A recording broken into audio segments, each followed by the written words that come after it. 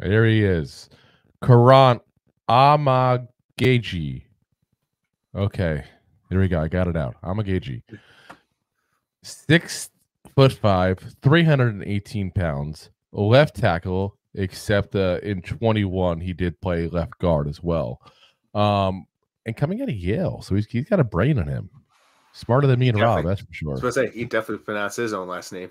Yes. Played 10 games in 22. Played just 4 in 23.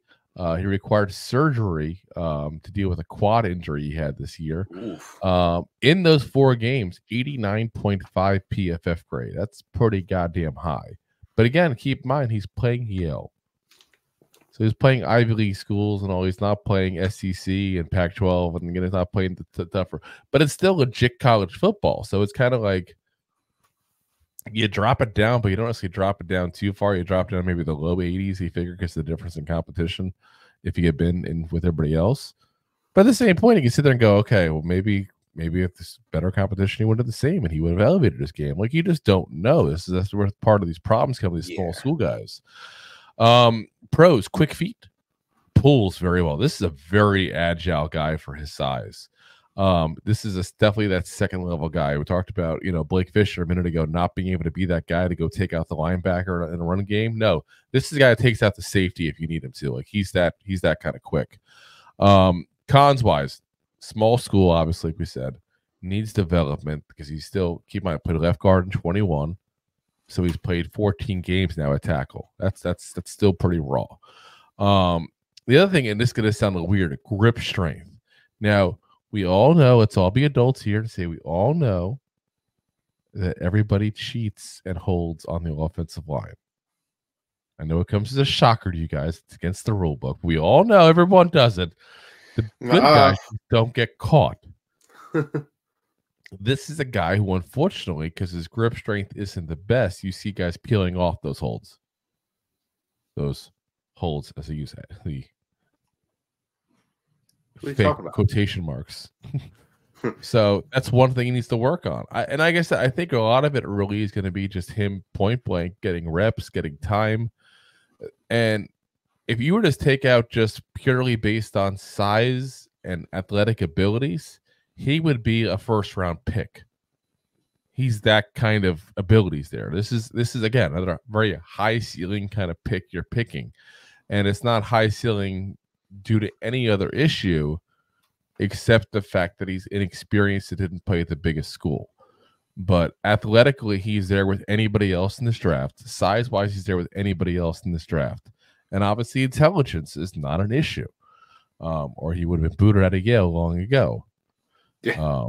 So yeah, I like the guy. I think this is a guy that could surprise some people in the NFL actually and end up being one of the steals at the draft there. But he could also be that guy who never develops and is the worst pick in the draft. It's just he got that high floor, high ceiling, low floor, high ceiling pick. So if you want to take a risk, I have faith he'll do his homework and excel. I don't dispute that. And that's actually, weirdly enough, one of the reasons I like him is because you don't get into a school like Yale by sitting around. It's not just like you play football, you go to Yale. That's not the way it works in Ivy League. Ask Ryan Fitzpatrick. He wishes it worked that way. He would have had a lot better teammates. Yeah. He was going to Harvard. But yeah, that's just, like I said, I think this is a guy that is worth taking a flyer on. I think he'll end up being I think it'll even be a second to third round. I can see someone going late in the second and saying, you know what, there was a run on tackles. This is the guy I feel most confident left. I'm going to take my spot now and not risk not being able to get somebody next round. Because there are going to be always guys who need tackles. So that's life. So. Yeah, no, I agree. Like you said, he's got the Yale. So if we joke around about it, but he's got the abilities, the natural talents, and he's also got the but he's got the smarts along with the abilities. Like, you could teach a lot of things to this, this player. He'll definitely play. Sorry, got me sidetracked. He's got the looks. Try not to laugh.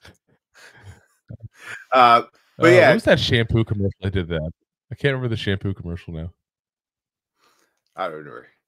But long story Obviously, short, she's got the name of it, but like Ryan Fitzpatrick, was he the best in the league? No, but he had a long career in the NFL.